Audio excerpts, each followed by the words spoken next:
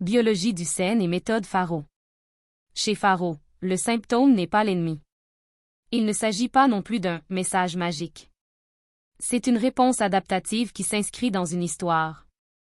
Nous intégrons la biologie du sens, la nouvelle médecine allemande, fondée sur des critères cliniques, et non sur des dogmes, Carl Jung, symbole, psyché, archétype, Ken Wilber, et niveau de conscience et lignes de développement individuel et collectif, et la médecine traditionnelle chinoise.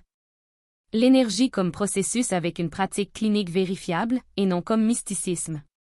C'est cela, la véritable intégration. L'apport du taoïsme médical et philosophique, c'est la cerise sur le gâteau de l'œuvre de Faro. Sur ce point, Faro est d'une clarté radicale.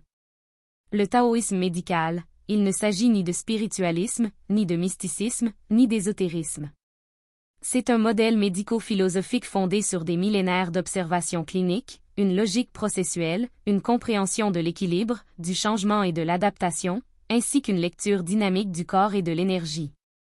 Dans le taoïsme, l'énergie n'est pas magique, elle est fonction, processus, relation, et toujours ancrée au corps. Ceci s'accorde parfaitement avec la physiologie, la régulation, l'homéostasie et l'allostasie, et avec la pratique clinique. Dimension éthique en santé intégrative.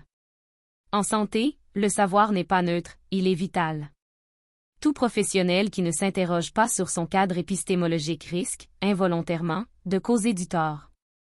C'est pourquoi cette formation n'est pas destinée à tous. Elle s'adresse aux professionnels consciencieux. Tout ce qui est qualifié des « intégratifs » ne l'est pas forcément. Et tout ce qui est qualifié des « holistiques » n'est pas forcément clinique. En santé, la confusion conceptuelle n'est pas anodine, elle engendre de réels préjudices. La différence clé que personne ne souhaite évoquer, la formation. C'est là la véritable frontière entre santé intégrative et holisme. La santé intégrative exige une formation professionnelle fondamentale en médecine, soins infirmiers, psychologie ou autres professions de santé réglementées.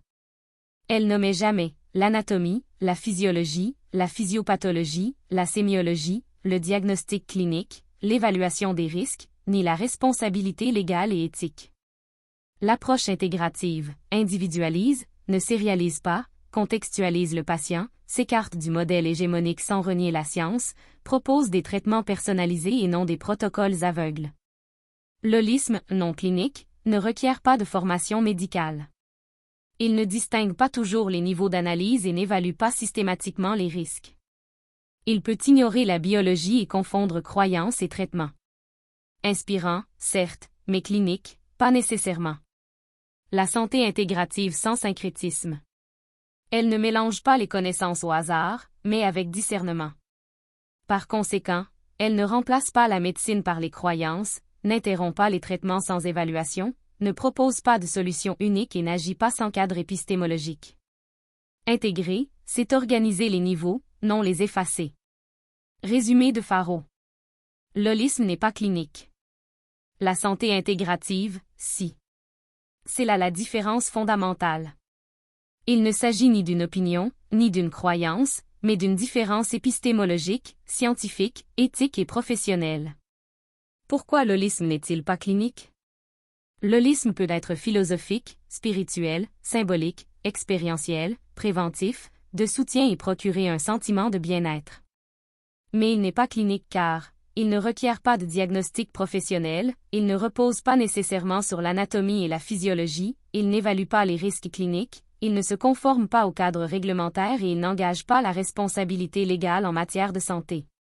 Cela ne remet pas en cause son caractère d'expérience humaine. Pourquoi la santé intégrative est bien clinique?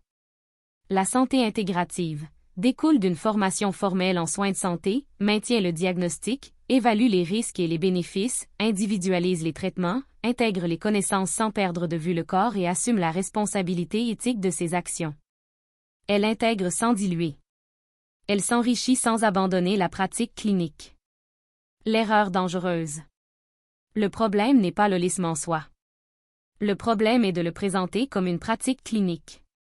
C'est là que surgissent les problèmes suivants: tromperie, iatrogénie symbolique, abandon de traitement nécessaire, culpabilisation du patient s'il ne guérit pas, et préjudice invisible, puis visible. Et c'est grave. Si ce sujet vous a intéressé, ne manquez pas la prochaine vidéo où nous explorerons les pratiques holistiques et intégratives, leurs rôles respectifs. Nous approfondirons ce sujet avec une approche conceptuelle rigoureuse sur le plan scientifique. Un point essentiel à retenir pour la prochaine vidéo, tout ce qui guérit n'est pas forcément un traitement. Et tous les traitements ne soignent pas uniquement le corps. Confondre ces deux notions peut également nuire à votre santé. Apprentissage final, la santé intégrative ne mélange pas différents types de connaissances, elle les organise, les hiérarchise et favorise le dialogue entre elles au service de l'humanité. Contenu final, l'intégration ne consiste pas à croire en tout. Il s'agit de savoir où l'on se situe lorsqu'on accompagne une autre personne dans son cheminement.